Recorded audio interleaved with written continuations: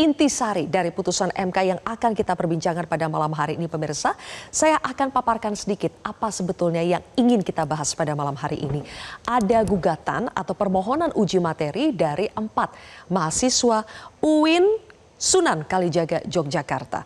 4 orang mahasiswa ini menggugat, meminta agar Mahkamah Konstitusi menghapus yang namanya ambang batas pencalonan presiden yang selama ini kita kenal dengan presidential threshold, membatasi ada syaratnya kalau mau mengajukan presiden. Ada 20% kursi di DPR atau total 25% suara sah nasional. Nah, keempat mahasiswa ini mengajukan uji materi kepada MK. Dan dari sekian banyak, sudah puluhan kali kami mencatat setidaknya ada 33 kali semacam permohonan pasal 222 untuk dihapus. Baru kali ini akhirnya MK mengabulkan permohonan untuk menghapus ambang batas pencalonan presiden. Kita akan lihat apa sebetulnya persisnya yang dikabulkan oleh MK di sini. Dalam putusan perkara nomor 62, akhirnya MK menghapus ketentuan ambang batas pencalonan presiden. Jadi selama ini pasangan capres-cawapres itu harus diusulkan parpol atau gabungan parpol peserta pemilu yang memenuhi syarat perolehan kursi paling sedikit 20% jumlah kursi DPR atau 25% suara sah nasional. Dan ketika ini dihapus artinya tidak ada lagi nih syarat-syarat 20%, 25%. Artinya sekarang semua partai baik itu parlemen maupun non-parlemen yang menjadi peserta pemilu itu bisa mengajukan pasangan calon presiden dan wakil presiden. Kita akan lihat inilah yang menjadi banyak kita perbincangkan karena ini harus ada lanjutannya. Ini PR buat para pembuat undang-undang. MK sudah memberikan pedoman, jadi tidak hanya memutuskan tapi ada pedoman lanjutan yang harus ditindaklanjuti oleh DPR RI. Ada 5 pedoman atau koridor yang dibuat oleh MK, diantaranya adalah semua parpol peserta pemilu berhak mengusulkan pasangan capres-cawapres, kemudian juga pengusulan pasangan tidak didasarkan pada persentase. Yang ketiga, parpol peserta pemilu dapat bergabung. Jadi tidak hanya sendiri tapi bisa bergabung sepanjang tidak menyebabkan ada dominasi.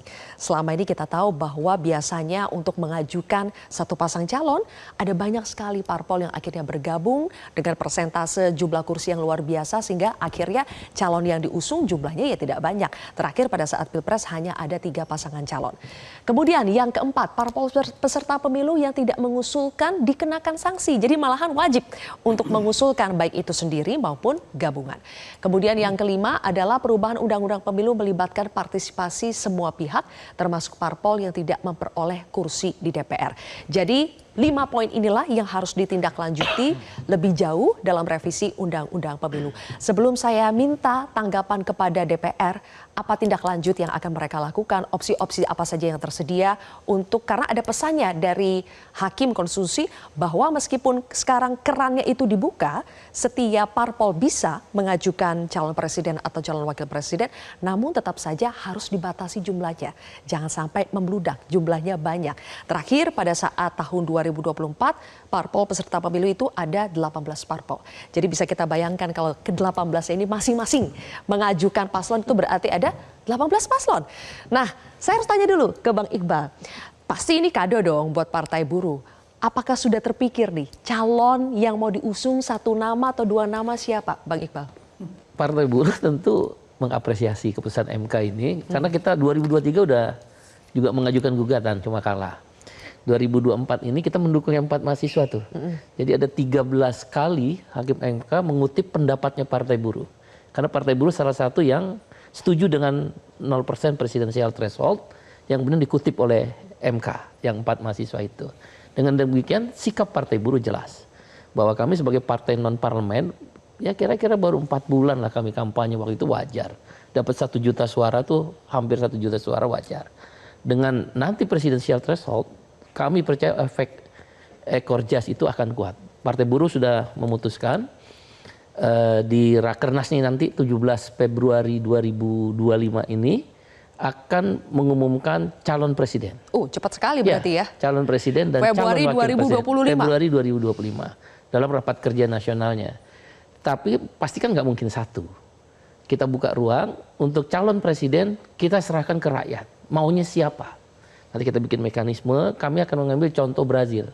Ketika Lula da Silva dan Pedro Castillo di Peru, Lula da Silva terpilih di Brazil, Pedro Castillo terpilih di Peru, itu mereka semacam urun rembuk dari bawah terus sampai ke apalagi kita punya sosial media, model-model yang Thailand itu dan bongbong di Filipina kita pakai.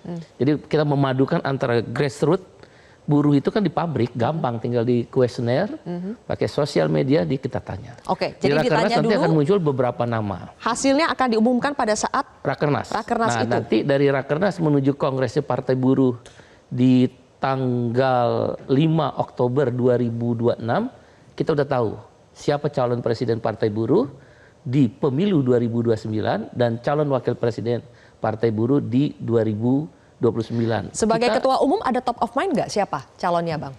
Kalau kita mengacu pada hasil Kongres 2021, Partai Buruh itu udah mengusulkan nama. Cuma karena ada presidensial threshold yang boleh mengajukan capres cawapres adalah peserta pemilu 2019 nggak muncul.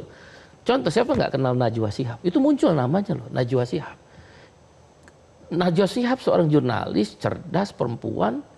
Kalau ditawarkan dan disosialisasikan dengan baik, kami berkeyakinan bisa. Muncul nama almarhum Riza Ramli. Tentu Pak Prabowo juga muncul waktu itu. Pak Prabowo juga muncul. Coba sayangkan kan memang nggak boleh. Nah, hari ini kami yakin lebih banyak lagi orang akan terbuka. Dan Partai Buruh pasti, itu udah keputusan Rakernas kita, pasti mengusulkan tanpa koalisi sekalipun. Karena kita ingin menggugah rakyat. Kado yang diberikan oleh Mahkamah Konstitusi di mana demokrasi menyajikan ruang kesetaraan, itu harus dimanfaatkan. Orang tanya, uangnya dari mana? Kami biasa beriur.